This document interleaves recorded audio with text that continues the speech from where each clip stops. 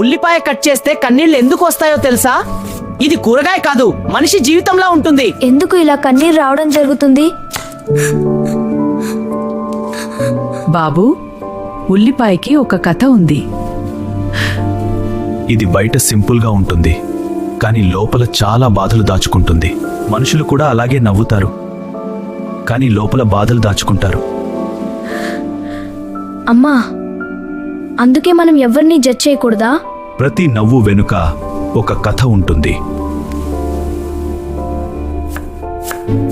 అమ్మా, ఉల్లిపాయను కట్ చేస్తే కళ్ళలో నీళ్లు వస్తున్నాయి. బాబు, ఇది కేవలం కూరగాయ కాదు, ఒక పాఠం.